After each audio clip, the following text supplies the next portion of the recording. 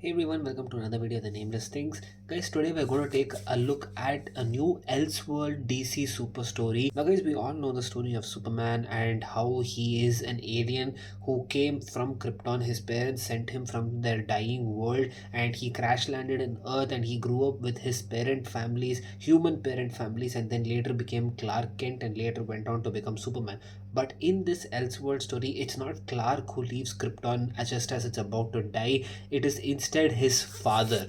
So that is the main plot that is explored in this new book called Superman Man of Tomorrow, where it is not Kal-El but it is Jor-El who leaves Krypton just as it dies and he crash lands into Earth. So guys, not only are we going to look at the story of this particular comic book, we're also going to go get this book signed by Danny Earls because he's doing a signing at Forbidden Planet for this new issue 1. And also later I'll show you a bunch of stuff that has also picked up this week because I think it's been a while since I showed you a haul video. So stay tuned for that, guys. So without further ado, guys, let's get into it.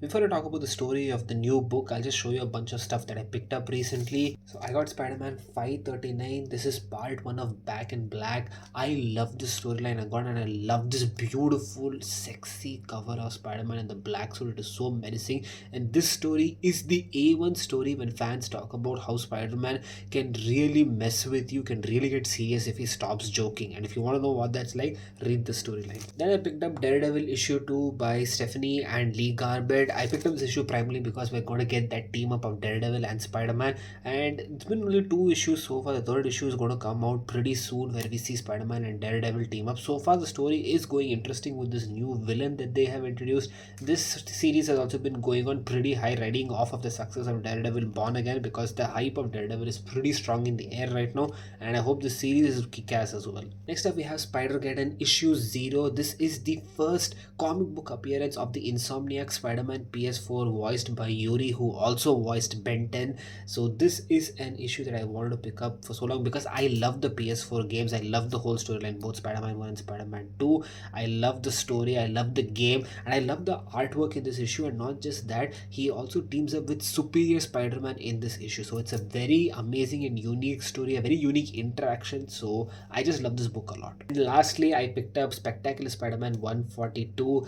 Guys, I have been wanting to pick up this issue from a very long time, and I thought I'll just wait to pick it up eventually. But then when I saw that for Brand New Day they're doing promos of this comic book art with the characters in the movie, I knew this book is going to explode in value, so I just picked it up before it went and spiked to crazy high levels. And I don't blame them, guys, because look at this cover. This cover is badass of Tombstone holding Spider-Man on a ledge like this, and Tombstone is a pretty amazing villain, guys. I think Tombstone has the potential to be that much of a threat like how Wilson Fisk is in the MCU, because he's an amazing street tier organized crime villain who definitely needs to have his presence solidified in the MCU. I hope Brand New Day does him good justice, and I hope we get to see him in more and more TV shows and in more and more street crimes in the Marvel movies. So guys, getting back to Superman Father of Tomorrow, like I said in the start, this is an Elseworld story where Jor-El crashes into Earth, and he crashes into the exact same farm where Kal-El does in the original universe. He crashes into the Kent family farm,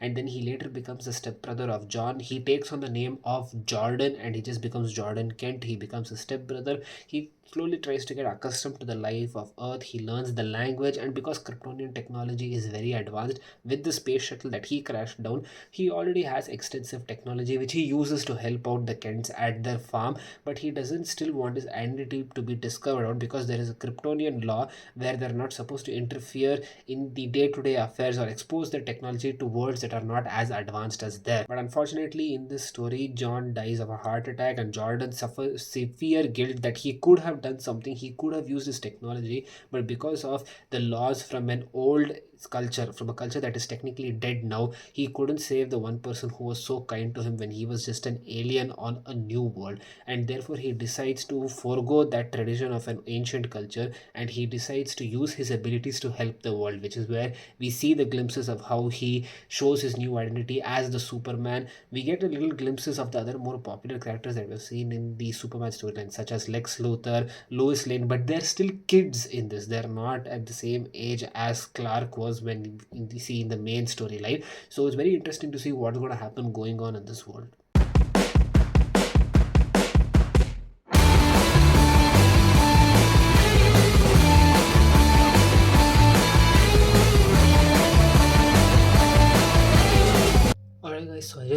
from Forbidden Planets and got my issue 1 signed by Danny Earls, and my hair is super messy because it's like crazy windy outside and London weather is insane.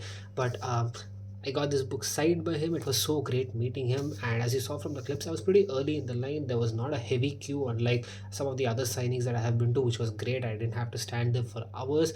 I mean, I did come a bit early, but I didn't have to stand for too long, cramped with a lot of people. He was a pretty chill guy. He just asked me stuff like, how are you enjoying the comic book? Where do you want me to sign it? Do you want your name in there as well? And I just got this Best Dan by him. And I really like this cover A as well because it has this nice white Kryptonian suit over here with this robe and cape over here, which I think is amazing compared to the standard suit that we see of Superman with the blue and the red cape. Not just that, but I also met another friend of mine at this signing, and he had gone for a Brian Bollett signing a couple of days ago that happened at Bristol, I think, and he took my Absolute Batman 9, which was a variant cover done by Brian Bollett, and he got it signed, and today I got it back from him, and as you can see over here, it's signed by him. So now I have two Absolute Batman copies that have been signed by the respective cover artists, which is so insane. Only Scott Snyder's signing is missing, and I don't know when I'm going to meet him, but I can't wait for that. Also, I think by the time this video comes out, there is another sign that's happening at Forbidden Planets where there is a He-Man signing with Will Sliney, and he did a lot of covers for Spider-Man 2099,